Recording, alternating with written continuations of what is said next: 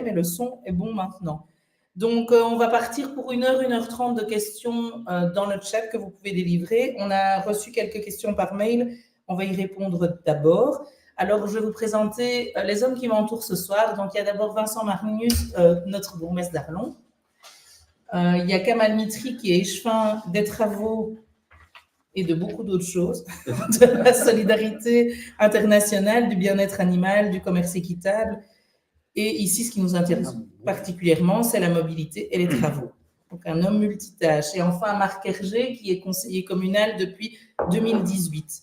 Merci aussi à Mathieu Saint-Lay, Pierre-Philippe Ballon et Paul Foggen qui nous accompagnent en coulisses.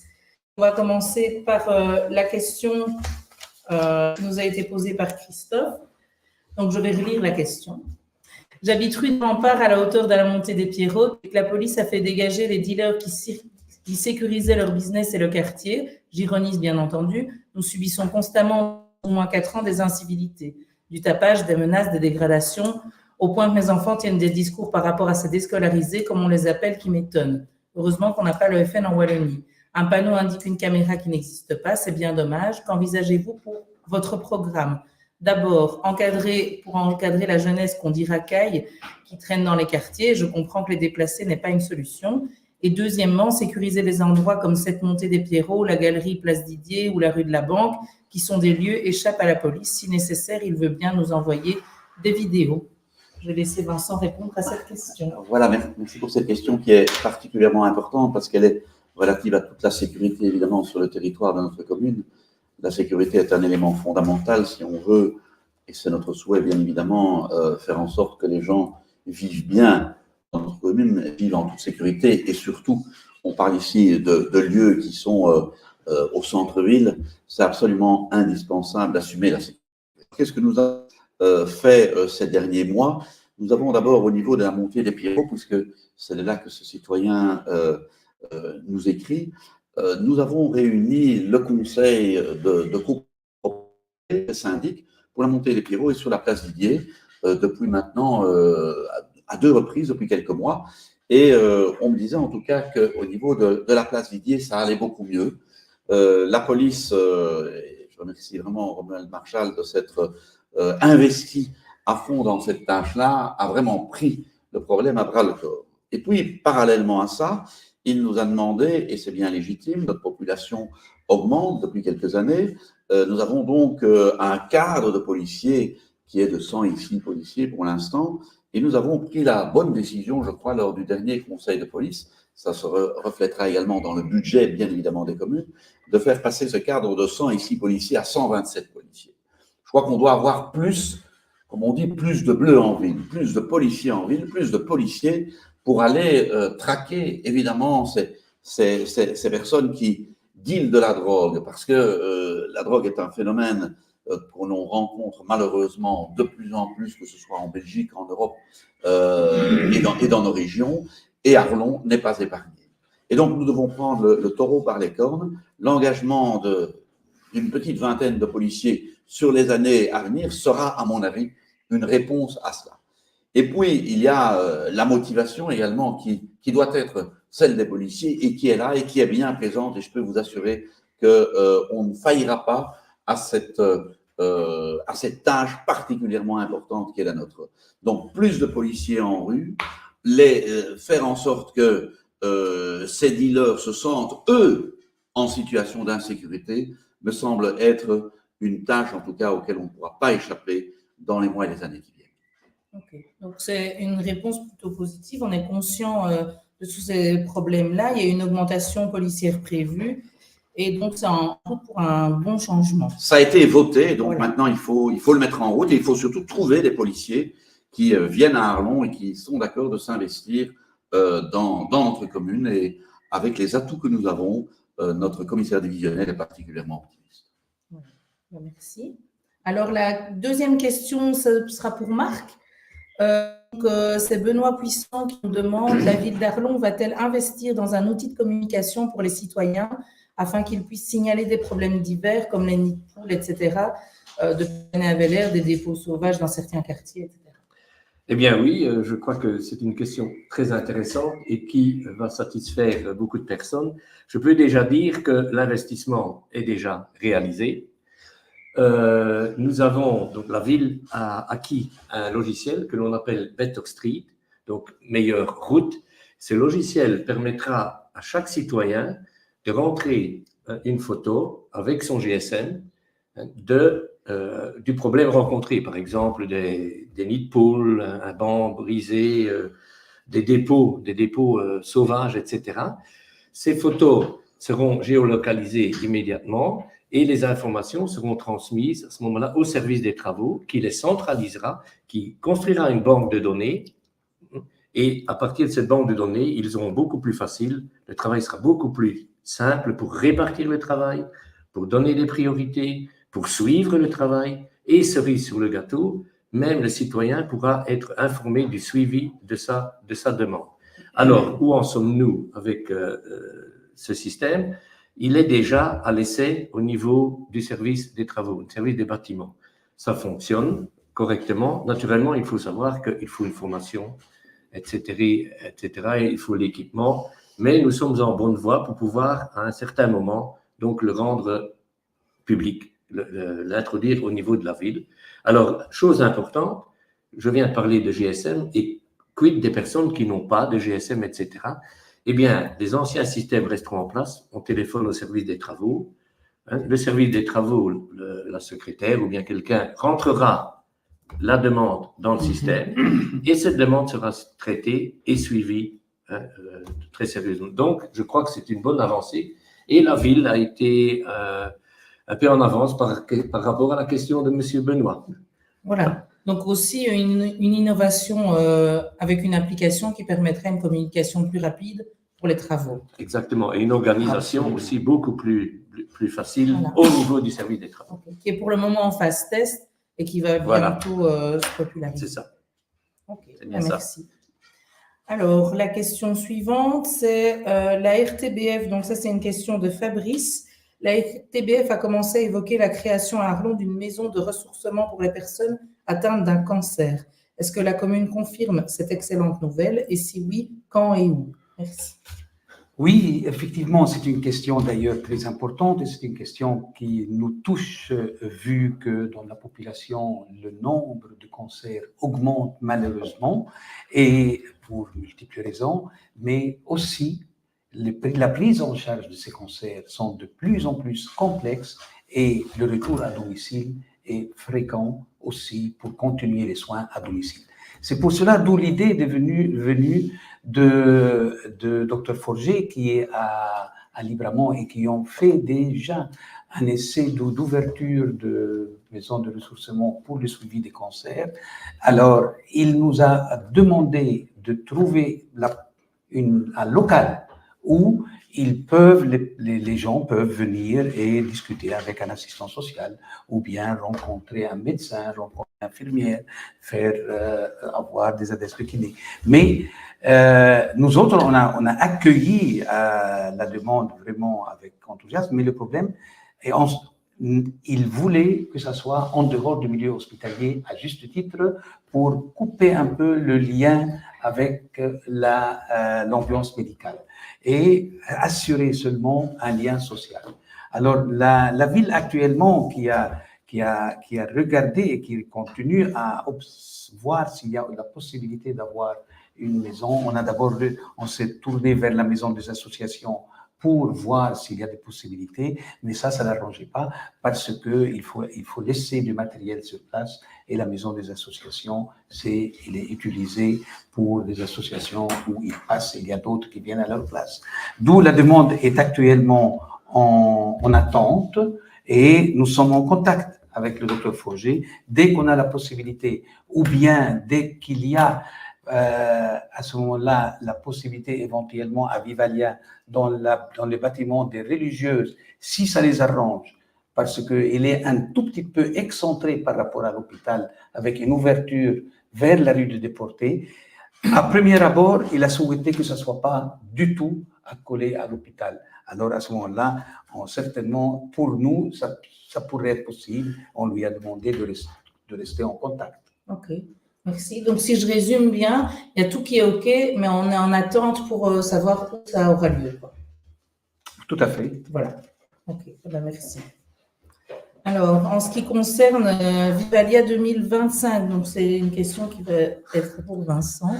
En ce qui concerne Vivalia 2025, le CEO de Vivalia vous a caressé dans le sens du poil. On peut dire que cette affaire est terminée, que vous avez baissé les bras, de Jean-François Grivis. Alors, je voudrais quand même répondre à M. Grivis que non, le CEO de Vivalia, même si nous discutons avec eux, parce que je crois qu'il ne faut jamais fermer complètement une porte, ne nous a pas caressé dans le sens du poil. Juste rappeler 2-3 choses. Je ne vais pas vous parler de Vivalia de manière très exhaustive, parce que j'en aurai, je crois, pour toute la soirée. Simplement rappeler que nous avons toujours lutté contre ce projet où nous estimions, nous, qu'il fallait un hôpital au nord, au centre et au sud, un hôpital proche des gens, des hôpitaux de proximité, avec du matériel et du personnel qualifié. Et donc, on a toujours dit qu'au lieu d'investir dans de la brique, il fallait plutôt investir dans des machines pour soigner nos patients et dans les salaires des infirmières, dans les salaires des soignants, dans les salaires des médecins, faire en sorte qu'on ait du personnel. C'est très bien d'avoir un bâtiment, mais si on n'a pas de personnel, ça ne vaut rien. Donc, nous avons toujours lutté contre ce projet. Et puis, il y a quelques mois, la ministre Borsu et la ministre écolo Tellier ont accepté le permis à Haudemont. Et cela contre toute attente. Il faut quand même rappeler que le fonctionnaire délégué d'Arlon, les fonctionnaires délégués d'Arlon, avaient estimé que ce n'était pas le bon endroit à Haudemont. Vivalia était en appel contre cette décision. Et puis, les fonctionnaires délégués de Namur ont également estimé que ce n'était pas le bon endroit pour construire à Haudemont. Malgré tout, les ministres ont décidé que c'était à Haudemont qu'on devait construire ce nouvel hôpital. Donc, une fois que cette décision a été prise, que nous restait-il à faire? Eh bien, nous avons introduit un recours au Conseil d'État. Alors, le recours au Conseil d'État est évidemment une procédure qui est longue et ce n'est que dans quelques mois que nous allons avoir une réponse de notre recours. Nous espérons évidemment que ce soit l'annulation de la décision du gouvernement wallon et que on écoutera enfin nos arguments, puisqu'il peut y avoir dans nos arguments vis-à-vis du Conseil d'État le fait, par exemple, qu'on n'ait pas étudié une autre solution que celle-là. Hein, je rappelle quand même qu'il y a quelques années, nous avions introduit un dossier complet, mais que le conseil d'administration de Vivalia n'a pas souhaité le transmettre à la ministre de l'époque pour trancher. Et donc, pour l'instant, nous sommes en train de réfléchir à l'avenir de notre hôpital si, par extraordinaire, nous ne devions pas avoir raison. Et là, nous sommes effectivement en discussion.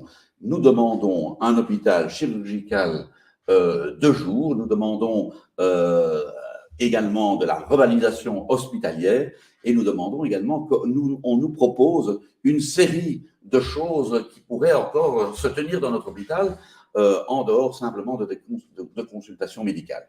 Et là, la discussion est en cours. Nous avons écrit il y a quelques jours au conseil d'administration de Vivalia en leur demandant ces deux choses-là, un centre hospitalier et médical de jour et de la réalisation hospitalière. Nous attendons une réponse de leur part. Alors, si je veux faire un petit peu d'humour, je dirais que j'ai aussi entendu que lors des interviews sur TV Lux, on nous a dit que Arlon, ça allait dans le bon sens. Donc, si ça va dans le bon sens, c'est donc qu'on est très attentif aux arguments que nous développons et qu'on est prêt à les accepter. Et donc, je m'en réjouis.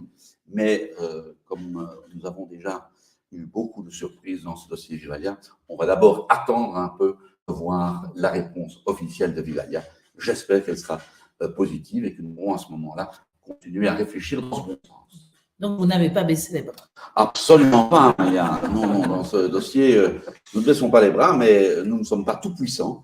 Hein, nous avons malheureusement des décisions qui nous ont été contraires et nous devons aussi en tenir compte. Ne pas en tenir compte, ce serait être irresponsable.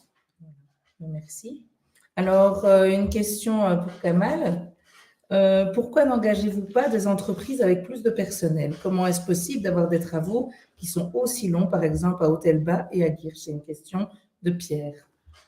Oui, pour répondre à Pierre, que c'est une constatation, c'est vrai, parfois par les riverains, que la durée des travaux peuvent prendre même plus que ce que les riverains attendent. Et c'est normal, quand on a des travaux devant chez soi, on voudrait qu'elles terminent le plus vite. Mais ce qu'il y a, c'est que dans le marché public, à ce moment-là, il y a des règles qu'on ne pouvons pas échapper à ça. Et surtout dans les marchés publics qui sont comme à Hôtel-Bas et comme à Girsch, par exemple, les deux exemples de Pierre sont de très bons exemples, où le marché qui est financé en partie par la région wallonne et par la SPGE.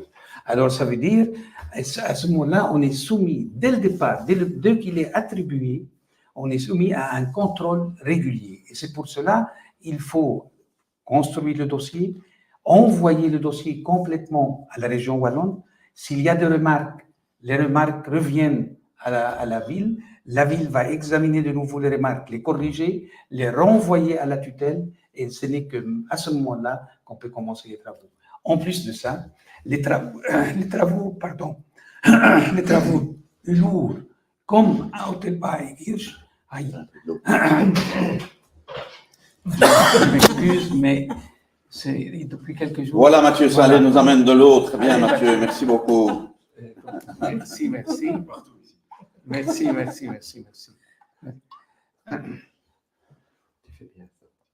Alors, les travaux comme à Hôtel-Bas et à Girsch, ce sont des travaux de profondeur. Ça veut dire il y a le changement des égouts, le changement de tous les impétrants, que ce soit les canalisations d'eau, l'électricité, et ce n'est qu'à ce moment-là qu'on arrive au revêtement. Ça veut dire que ce sont des travaux qui prennent facilement, et lourds et longs. Mais heureusement que les entreprises qui sont engagées sont extrêmement collaborants avec les riverains, et parfois on s'arrange toujours pour que les riverains puissent accéder dans n'importe quelle condition à leur domicile, parfois sans leur voiture, mais toujours à pied, évidemment. Okay. Donc, voilà, il y a tout un processus à respecter dans les appels d'offres, etc. Donc, ce n'est pas un choix délibéré de ralentir les travaux, et tout est mis en place pour essayer de faciliter la tâche. On pourrait aussi dire, Amalia, qu'il y a aussi des travaux qui avancent bien dans les délais.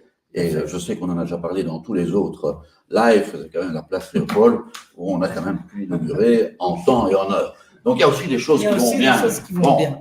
Dans les travaux. Oui, on voit ce qui va mal, mais il y a aussi des choses qui vont bien, des travaux qui sont dans les délais. Et bon, voilà, de temps en temps, parfois c'est un peu plus difficile. Alors ici, on a une question de nouveau plus pour Kamal. Avez-vous une idée pour faire venir s'installer à Arlon de nouveaux médecins, dentistes et autres spécialistes de la santé qui manquent déjà cruellement, car on voit bien que la situation s'empire malheureusement. C'est de Mirella. Oui, pour Mirella, nous souhaitons effectivement qu'il y ait plus de spécialistes qui viennent s'installer à Arlon, comme ce fut le temps il y a une dizaine d'années.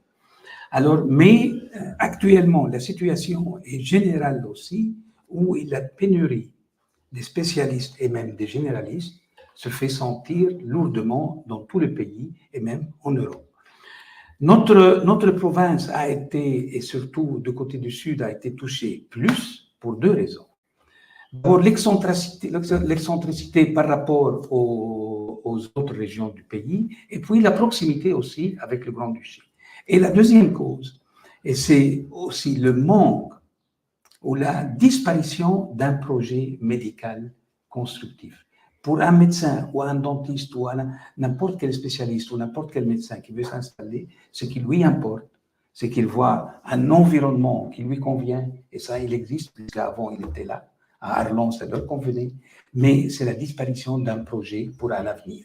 Et c'est ça qui a fait que, avec le projet de Vivalia 2025, c'est que les spécialistes ne voyaient plus leur avenir clair et vraiment distinct par rapport aux années futures.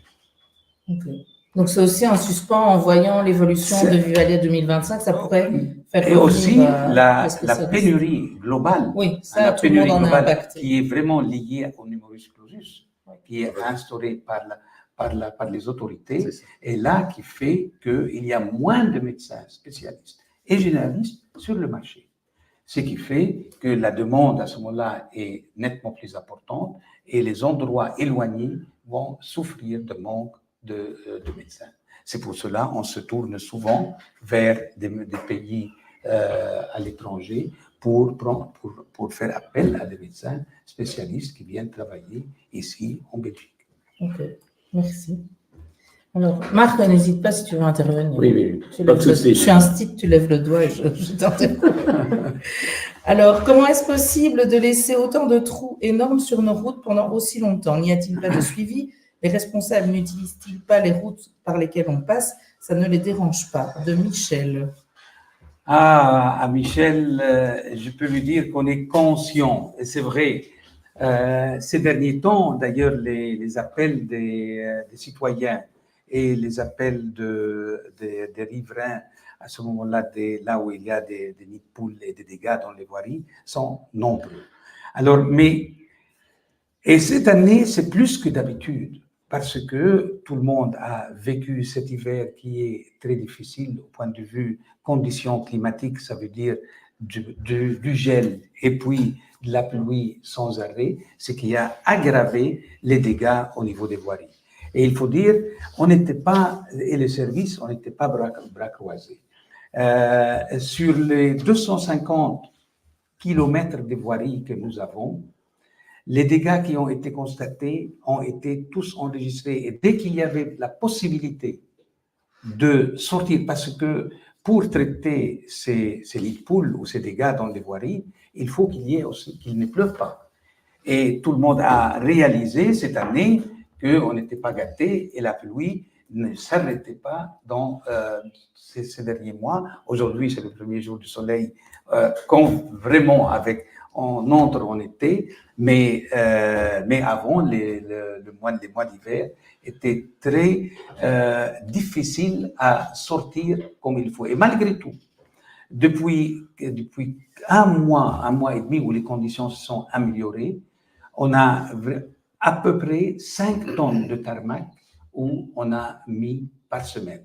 Et il faut dire que sans arrêt, et il faut dire qu'il faut prioriser à ce moment-là les endroits. Parce que là, évidemment, les endroits où il y a des risques d'accident, ils sont traités en priorité. Les nids de poules ou les dégradations qui sont importantes, ils sont traités en priorité. Et puis, évidemment, on continue à couvrir le maximum possible. Mais ces conditions climatiques ont été les raisons vraiment principales. Pour cette année. Oui. Oui. Donc, les conditions climatiques, mais il y a aussi un nombre de kilomètres énorme à couvrir et à réparer. Et on doit prioriser certains endroits, mais donc, ce n'est pas par plaisir que vous laissez des trous. Le logiciel Betterstreet, à ce moment-là, va faciliter, comme Marc l'a dit, va faciliter à repérer directement. Parce que c'est vrai, les dégradations et les nids de poules, ils ne sont pas constatés directement si le citoyen n'appelle pas. Mais quand il appelle, tout le monde n'appelle pas d'ailleurs directement, mais quand ils appellent, à ce moment-là, c'est mis évidemment dans la liste de priorisation pour aller remédier à ça.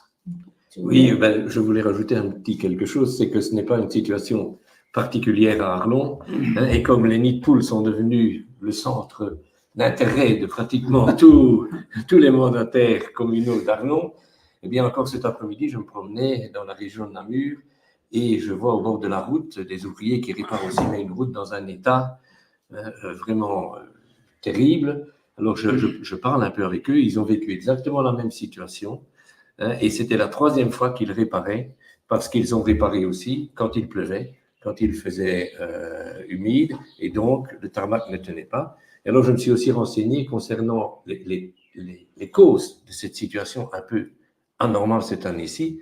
Et effectivement, comme tu l'as dit, Kamal, l'eau, la quantité d'eau qu'il y avait, elle rentre malgré tout dans le tarmac, même dans le tarmac. Et avec le gel, eh bien, puisque les routes n'ont plus le temps de sécher, eh bien, l'eau percole, je dirais, à l'intérieur. Et quand il gèle, on a l'information de nos nids de poules. Oui. Voilà. Donc, on attend le réchauffement climatique. Oui. Alors, il y a une question ici de Marc. Merci pour la réglementation au niveau des travaux et des camions depuis la E411. Ça améliore un peu la situation. Savez-vous quand ces travaux se termineront? Ah non, de Marie.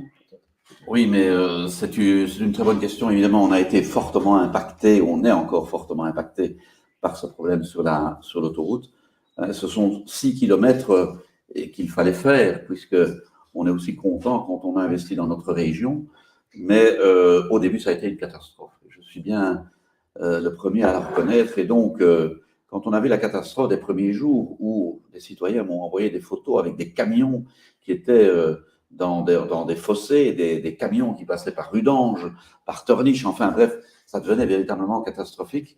J'ai demandé de prendre toutes les mesures à notre police locale pour que plus aucun camion ne puisse sortir de l'autoroute. Et vous le voyez maintenant quand vous revenez de Luxembourg, quand vous revenez de Bruxelles, c'est bien indiqué à plusieurs reprises à l'entrée de Sterpenich et puis plus loin qu'il n'y a pas de déviation possible par nos villages pour les camions. La police communale, notre police de zone, est là pour en tout cas faire respecter cette réglementation. Comme le dit aussi notre divisionnaire, ils ne savent pas être tout le temps là, 24 heures sur 24. De temps en temps, il y a d'autres priorités. Et alors, il y a quelques camions qui s'échappent encore de l'autoroute. Ça n'est pas normal. Et donc, les camions sont arrêtés, on les remet dans le droit chemin. Et quand ils sortent, par exemple, à Weiler, ils doivent retourner jusqu'à Sterpenich pour revenir de nouveau sur l'autoroute. Tant pis pour eux. Mais donc, c'est une situation véritablement catastrophique que nous avons vécu pendant quelques jours. Maintenant, il y a encore beaucoup de bouchons, c'est vrai, sur l'axe de la Nationale 4. Il y a quand même de moins en moins de camions, mais c'est une situation, pour répondre tout à fait à ce citoyen, qui doit se terminer aux alentours du 6-7 juillet. Donc, encore quelques jours de patience et nous retrouverons, j'espère, un calme relatif à Arlon. Quand je vois de quelle manière ça s'est passé aussi au niveau de la rue de l'Assommoir, au niveau de l'avenue Patton, c'était absolument indescriptible. Et donc, voilà, ça va un peu mieux par les mesures qu'on a prises. Et je suis désolé par rapport, évidemment, aux camions qui doivent continuer sur l'autoroute, mais eux doivent comprendre qu'il n'est pas admissible de passer par les villages quand on a un problème sur l'autoroute. Il faut y rester et la police est là pour y veiller. Oui, donc c'est vrai que tout le monde a été un peu impacté, mais voilà, c'est bientôt la fin. Absolument. Alors, bonjour. Le centre du Dange est à présent rénové au niveau de la route d'Huitzenberg. Cependant, l'accès via la N870 est dans un état lamentable avant l'entrée du village. C'est très dangereux. Que comptez-vous faire? De Marc. Oui, c'est une constatation que nous l'avons déjà notée, mais c'est une nationale, comme Marc le dit, c'est une nationale où la réflexion comme j'ai entendu, elle est programmée, disons, par la région, mais ce n'est pas encore, la mise en œuvre n'est pas décidée, elle n'est pas donnée, il n'y a pas de date à ça.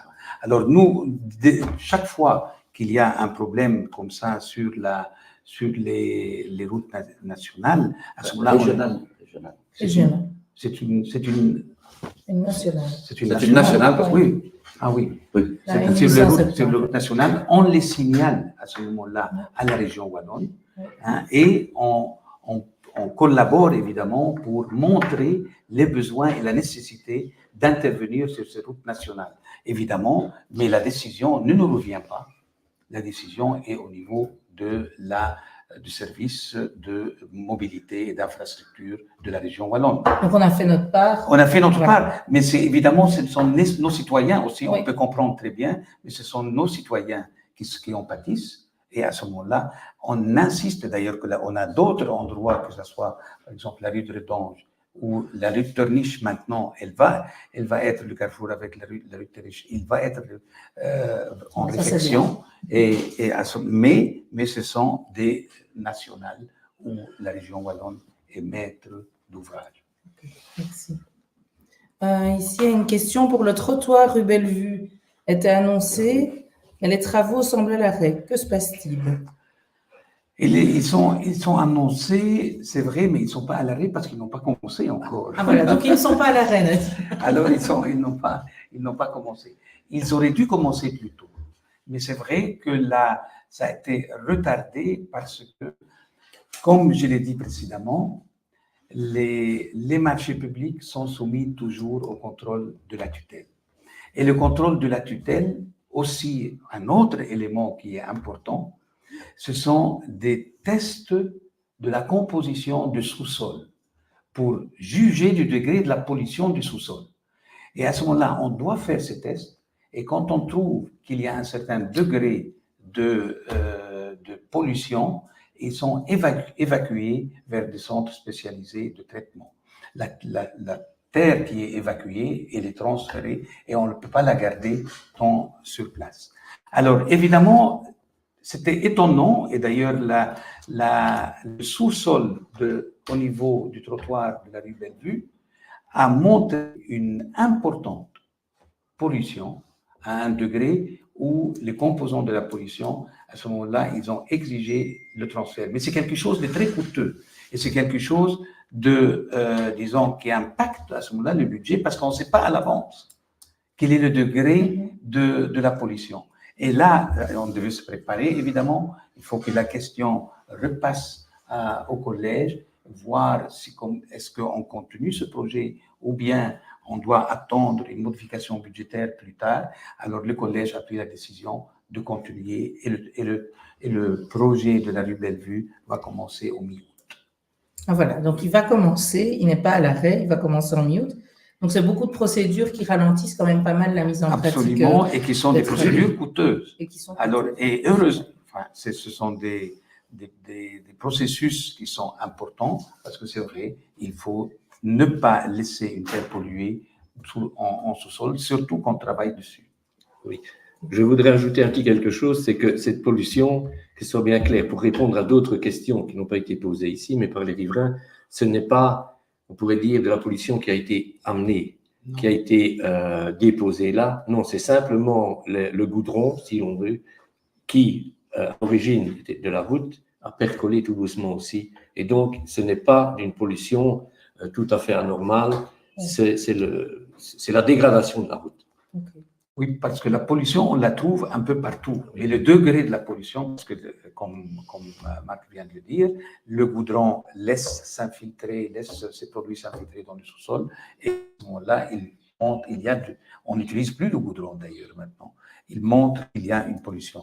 Mais parfois, c'est beaucoup plus important et c'est pour cela qu'il faut réagir. OK. Donc voilà, Nadine, j'espère qu'on a répondu à la question. Les travaux vont commencer au mois d'août. Alors, qu'en est-il des travaux de Fouche? Pour quand? Quelle durée? Est-ce que nos villages sont oubliés? De Georges. Les travaux de Fouche, ben non, ils ne sont pas oubliés. Et si Georges je ne sais pas s'il a eu l'occasion peut-être de suivre un peu le conseil communal, le dernier conseil communal, parce que le projet de Fouche, pour faire vraiment prendre en main les voiries qui sont le four à chaud, rue du Moulin et la rue Schnock seront réalisées. Disons maintenant, le conseil communal les a votés. À ce moment-là, il faut que le dossier aille à la tutelle, examiner les cahiers des charges, nous faire les remarques et nous espérons que les travaux vont débuter soit fin de l'année, soit à ce moment-là 2025. Mais ils doivent être attribués. Ça veut dire, vraiment, le dossier va être attribué à l'entreprise avant la fin de l'année. Et nous devions le rendre à la région wallonne avant fin juin. Ça veut dire, c'est pour cela qu'on a fait un effort remarquable. Et ça, je remercie nos services qui ont travaillé d'arrache-pied pour que le dossier arrive à ce moment-là à la région wallonne avant fin juin. C'est comme ça qu'il était au Conseil. Ce sont des travaux importants qui consistent avec le changement des égoutages, changement des conduites d'eau et aussi le revêtement de la surface avec les trottoirs et là où il faut des trottoirs partagés pour assurer vers l'école la meilleure sécurité pour les élèves. Alors, c'est un projet vraiment important pour Fouche. On était conscient de ça, et c'est parce que c'est la phase 2. Il faut dire que Fouche n'était pas oublié, que ce soit sur le plan sportif, les chemins, certainement, on avait parlé quand il est passé, ou sur le plan maintenant des voiries et sur le plan scolaire, mais on a tardé pour les voiries, et maintenant, ça y est, ça sera fait.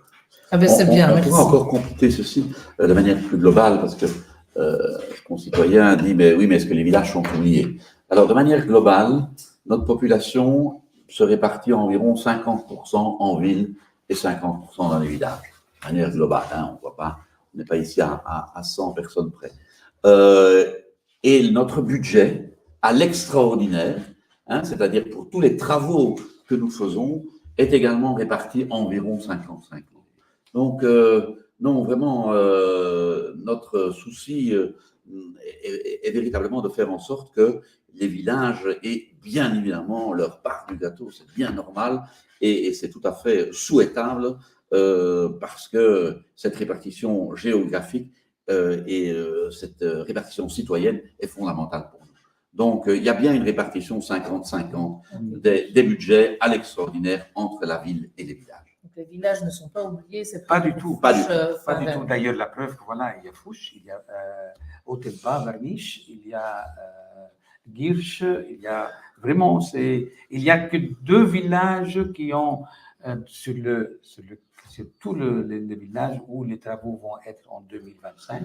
Ce sont 2 villages seulement. Sinon, partout, il y a eu, que ce soit Terniche, Udange, la traversée d'Udange a été complétée. Et il va y avoir maintenant, on est en train de travailler à Viville, hein, et c'est partout. On va passer à la question suivante. Je suis aussi chargée un peu de canaliser Kamal pour qu'on puisse voir le match à 21h. Ah oui. Alors, je finis avec les questions. On a des questions dans le chat. Ah ouais. Nouvelles questions qui sont arrivées. Merci. Alors, concernant l'avenue de Longwy, on voit des plaques tomber depuis les grands murs qui soutiennent de part et d'autre. C'est trop dangereux, vous ne pensez pas? Ah là là, oui, ça fait des années qu'on en parle évidemment à Monsieur Triet et il en est bien conscient. Il cherche tant qu'il peut un budget pour essayer de nous aider. On avait même proposé que la région wallonne les enlève toutes ces plaques pour qu'il n'y en ait plus aucune qui tombe. Et nous, on aurait bien vu à cet endroit-là voilà, du street art qui aurait pu se mettre à cet endroit-là. On aurait pu également éventuellement verduriser nos murs. Hein. On sait maintenant il y a des techniques pour faire en sorte qu'on puisse verduriser les murs. Mais voilà, il faut encore attendre un peu et on va relancer à nouveau notre région wallonne pour que véritablement cette entrée de ville soit enfin rénovée. On a pris des photos, on a pris même des petits films pour essayer de montrer que c'était dangereux. Je suis certain que ça sera à l'ordre du jour de la région wallonne dans les prochains mois, si pas les prochaines années, parce que c'est véritablement inacceptable de pouvoir avoir une entrée de ville qui est aussi délaissée. Et donc, merci déjà pour le travail qui sera fait par la région wallonne dans les mois qui viennent. Après, c'est vraiment bien aussi de poser ces questions parce qu'on se rend compte qu'on n'est pas toujours, nous, les seuls acteurs qui jouent dans le processus des travaux. Donc, c'est intéressant quand même. Il y avait effectivement une question de Saint-Jean. Là, je l'ai perdu dans ma question.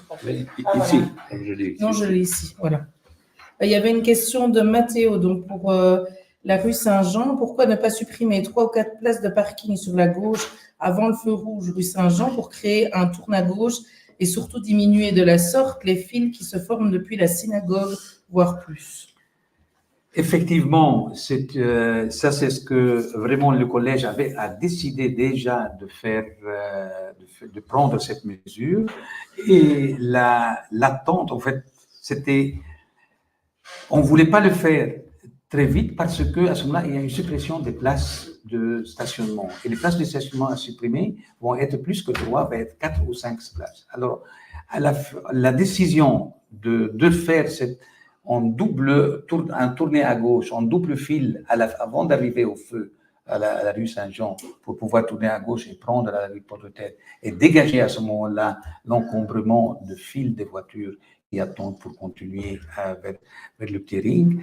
Alors, mais il fallait attendre que le parking de Place Léopold soit ouvert pour ne pas supprimer trop vite les places de stationnement existantes, vu évidemment la pression de stationnement sur le centre-ville. Alors c'est pour cela on a dit attendons que l'ouverture de parking, et l'ouverture de parking comme elle est attendue maintenant au mois de juillet, alors à ce moment-là ça va être fait, vu aussi la campagne de marquage, parce que ça nécessite un marquage pour faire cette double file, et on le fera déjà cet été. Donc le projet est accepté, voilà. Il est bouclé. On a aussi eu, ce qui nous a retardé un petit peu, la rénovation évidemment de la place des Chasseurs Ardennais. Oui. Hein, c'était pas à ce moment-là le moment de supprimer non plus des places de parking dans ce coin où il y a aussi des commerces et qui ont besoin de places de parking pour pouvoir vivre. Alors, il y a une question, c'est pour ça que je rigolais, c'était pas de toi, mais est-il normal de prendre un neveu de M. Minkus sur la liste? Alors là, ça c'est vraiment le gag de la campagne électorale. Je voudrais inviter ce citoyen, parce que c'est à mon avis encore un citoyen qui a entendu parler de on a dit que, mais je vous assure que je lui offre une caisse d'un très très bon champagne s'il m'amène la preuve que quelqu'un de la liste est mon neveu ou ma nièce, mon cousin, mon frère, ma soeur, mon père, ma mère. Mais non, je crois qu'il faut rester un tout petit peu sérieux. Donc voilà, s'il a la preuve que Raphaël Filippucci, puisqu'on parle de lui, est mon neveu, eh bien je peux vous jurer que je vais le gâter comme il ne l'a jamais été. Donc maintenant qu'il se mette à la recherche de mon arbre généalogique et qu'il me trouve ça très très rapidement. Ouais. Donc a priori, pas de neveu dans les parages de la liste. Ceci dit avec beaucoup d'humour, et je suppose que ce citoyen aussi, c'est avec beaucoup d'humour qu'il nous taquinait un petit peu là-dessus. Voilà. Alors la situation piétonne, on en a parlé justement mardi. Avenue de Merche est très dangereuse. Aucune place n'existe pour les piétons avec des voitures qui empiètent sur leur espace. Que pouvez-vous faire pour y remédier? Mais voilà, c'est aussi la même chose que la rue Bellevue. D'ailleurs, c'est une continuité. Juste à la jonction avec la rue Bellevue, l'avenue de Merche pour la montée à droite vers la ville va être traitée aussi de la même façon et faire un trottoir partagé pour les cyclistes et pour les piétons, assez large, et ne pas le laisser certainement pour l'emplacement des voitures dessus. Le stationnement des voitures seront de l'autre côté et la place vraiment pour les piétons et les cyclistes seront en montant à droite jusqu'à le carrefour Ludel. Ne pas oublier, et je comprends parce que quand on a eu, et ça c'est extrêmement important, dans la majorité de nos projets, vraiment la majorité écrasante, on arrive à faire des réunions avec les riverains avant le projet. Et ça, c'est très important. Parfois, le temps ne le permet pas et on n'arrive pas à coincer vraiment avant le projet. Alors, mais c'est très important parce que les riverains nous ont vraiment dit qu'il faut tout faire. Nous sommes prêts à ne jamais mettre une voiture parce que eux, ils sont avec leurs petits-enfants, maman avec la poussette, sur l'avenue de Merche pour aller vers la ville. Et ça, c'est inadmissible parce que la sécurité est menacée à ce moment-là dans un axe routier qui est extrêmement fréquenté et extrêmement dense parce que le matin ou le soir, la vitesse aussi, et heureusement maintenant, la vitesse est contrôlée, mais malgré tout, on ne peut pas se permettre de laisser les piétons sur la voirie. Après, il y a aussi une question de communication, point de vue, ils peuvent se garer, mais ils ont les lignes qui sont tracées. Tout à fait. Et il y en a beaucoup qui croient qu'en se collant aux façades, ils sécurisent plus les gens, et en fait, c'est une erreur vu qu'ils barrent le passage des piétons. Et si nous, tout à fait juste, Amélia, si nous l'avons proposé comme ça, parce que là où il y aura le trottoir partagé de 2,5 mètres à 3 mètres, hein, il y a aussi pour chaque maison, il a un garage privé ou une allée. Il n'y a que 2 maisons qui n'ont pas de garage privé. C'est pour cela qu'on peut vraiment demander, et ça les citoyens, j'espère qu'ils vont collaborer dans ce sens, pour laisser ce trottoir qui va être fait maintenant et qui est aussi cofinancé, puisqu'il y a un subside que nous recevons de la région wallonne pour faciliter et apaiser cet axe et mettre les piétons et les cyclistes en sécurité pour arriver au centre-ville. Ok, merci. Alors, Vincent, Arlon-Plage, sur la place Léopold, du sable, des transats et des jeux pour enfants. Ah, voilà encore une question pour nous faire rêver. Vous savez que nous avons une ASBL de gestion centre-ville qui est particulièrement dynamique. Et je souligne vraiment le travail de ces dames et de ces hommes aussi qui donnent un coup de main, Marielle et toute son équipe, pour dynamiser le centre-ville. Vous voyez déjà ce qu'elles ont installé devant l'hôtel de ville. On peut maintenant, depuis hier, je dirais, s'y installer, prendre son sandwich ou autre chose, être au soleil quand il y en a, et on est pratiquement à Arlon-Plage à cet endroit-là. Et puis on va, c'est vrai, et c'est un des projets de la gestion centre-ville, également installer ce genre de mobilier urbain sur notre place Léopold, et on rêve évidemment tous de ça. On veut de l'animation sur notre place Léopold, pas nécessairement des choses ou des manifestations qui font beaucoup de bruit. Hein. On peut aussi aller s'y détendre. Ce sera un endroit magnifique pour prendre son temps, pour laisser les enfants, les petits-enfants apprendre à rouler à vélo, pour apprendre à faire de la trottinette, pour aussi se reposer, pour aussi flâner, pour prendre un sandwich, pour profiter de ce magnifique espace qu'est l'espace Léopold, de ces très beaux bâtiments. Je crois que nous avons la chance d'avoir à Arlon un patrimoine exceptionnel. On va pouvoir enfin en profiter. Et donc, moi, je suis très, très content qu'il y a aussi des citoyens qui vont faire ou prodiguer des cours de gymnastique. Donc, voilà, donc je nous invite tous à aller, je crois que c'est le 2 juillet. Eh bien, vous voyez, je suis sûr que la créativité des Arlonnais est sans limite et on va s'y amuser, on va s'y distraire sur cette place Léopold et ça ne seront que, et j'en suis persuadé, que de bons souvenirs. Et puis, il y a encore une étape qui doit venir, c'est probablement le 1er juillet, l'ouverture du parking et puis après, évidemment, le parc. Et là, on en reparlera certainement. Oui, tout à fait. Donc, c'est dans les projets et on va se laisser du temps pour apprivoiser cette place Léopold. Chacun, enfin que tous les citoyens puissent se l'approprier. Et puis, s'il y en a qui veulent vraiment de l'ambiance, ils n'ont qu'à venir à la retransmission des matchs de foot de notre équipe nationale. Et je peux vous assurer que la dernière fois, il y avait entre 2500 et 3000 personnes. C'est la police, c'est le chiffre de la police, donc on peut les croire. Et vraiment, on sent là le cœur des Arlonnais battre pour notre équipe nationale, ce qui nous fait aussi beaucoup de bien. Tout à fait. Alors, que se passe-t-il pour le moulin Limpac? Eh bien là, je vais répondre. Donc, c'est le Ravel qui contourne tout le moulin Limpac, qui va depuis la route de Viville jusqu'à près de Litrion, exactement. Donc, ce chantier n'est absolument pas à l'arrêt. Il a été en pause pendant quelques temps. Comme vous avez pu le remarquer, il y a un tronçon qui est fait le long de la voie de chemin de fer, jusqu'à l'endroit où ça va retourner vers la rue de Château. Pourquoi était-il en pause? Eh bien, tout simplement parce qu'il s'est avéré qu'il y avait un problème de portance. Donc, et je crois que personne n'accepterait que des travaux soient faits alors que les conditions optimales ne sont pas requises. Et donc, maintenant, ils vont y mettre un enrochement genre stabilisé, mais plus puissant, pour pouvoir construire dans des conditions optimales. Donc, le chantier continue. Et si vous allez d'ailleurs voir, vous verrez qu'ils viennent de tirer les différentes fils pour les niveaux, etc. Donc, ce chantier se terminera dans les quelques semaines qui viennent. Mais il est en cours. Il est en cours et il se fera, et les machines sont d'ailleurs là. Il n'était qu'en pause à cause de ce problème de portance. Okay.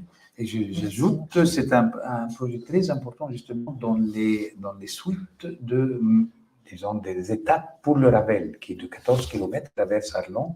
Et il faut absolument que ce tronçon de Moulin-Limpac va rejoindre après vers Litrion le chemin noir et continuer pour faire le reste des étapes de Ravel. Alors, à ce moment-là, vraiment, c'est un projet extrêmement important qui démarre. Il sera fait malgré les difficultés techniques. Tout à fait. Merci. Alors, est-ce possible, dans le cadre de la gratuité 1 heure, de permettre aux commerçants de donner une rallonge de temps moyennant achat via le commerce local? Oui, donc je crois qu'il faut répondre en 2 temps à cela. D'abord, parler de la gratuité d'1 heure en surface et puis reparler d'1 minute du parking sous l'espace Léopold.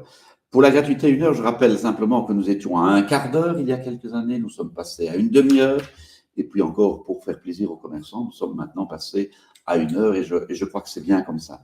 On doit encore mieux, puisque la question est encore posée, on doit encore mieux communiquer sur la possibilité pour les commerçants de pouvoir mettre une rallonge via l'application. Il y a une application par laquelle on peut payer également son parking. Vous le voyez sur tous les ordinateurs, c'est indiqué. Et donc, on doit encore mieux communiquer sur la possibilité de pouvoir rallonger éventuellement ce temps-là et que le commerçant puisse le faire de chez lui. Et puis, nous avons le parking sous l'espace Léopold, sous la place Léopold. Là, vous savez que nous avons voulu faire, à partir du 1er juillet, une phase test. On voulait offrir le parking gratuitement et puis on s'est dit, c'est pas une bonne idée parce que si quelqu'un vient le 1er juillet et part le 14, puisqu'on avait dit 15 jours, eh bien, on n'aura vraiment pas réussi notre phase test et c'est vraiment pas l'objectif de notre parking souterrain et donc on a limité ça à 3 heures. Donc, à partir du 1er juillet, pendant 15 jours, nos citoyens pourront bénéficier pendant 3 heures de la gratuité du parking et ça nous permettra aussi à nous de voir si tout fonctionne bien. Je rappelle que ce parking est quand même doté des dernières technologies. On entrera, on prendra son ticket, la plaque sera visionnée, sera enregistrée et lorsqu'on sortira et qu'on a payé, comme dans tous les parkings modernes maintenant, bien la caméra prendra en compte le fait que vous avez payé et vous pourrez sortir même sans remettre le ticket. Donc, on veut voir si tout ça fonctionne bien. On a fait un test cet après-midi d'abord, par exemple, avec une moto. On s'est aperçu que quand elle était trop à gauche pour entrer, ça n'allait pas. Donc, voilà, il y a encore des tests qui doivent se faire. J'espère que tout sera en ordre à partir du 1er juillet. Et puis, on aura encore une phase test d'une quinzaine de jours. Et là aussi, pour répondre à la question, les commerçants vont pouvoir rajouter un petit peu de temps s'ils le souhaitent pour leurs clients. Je crois que c'est une bonne chose. Ok, donc c'est déjà possible. Ce sera possible dans les jours qui viennent. On doit encore mettre tout ça en test, mais je suis certain que nos spécialistes vont faire en sorte que tout ça fonctionne correctement. Ok, merci.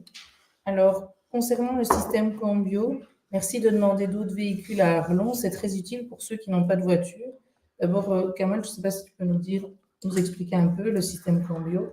Le système Cambio, c'est un formidable système qui est actuellement instauré chez nous à Arlon déjà depuis quelques années. On a commencé quand on commence avec peu et avec 2 voitures.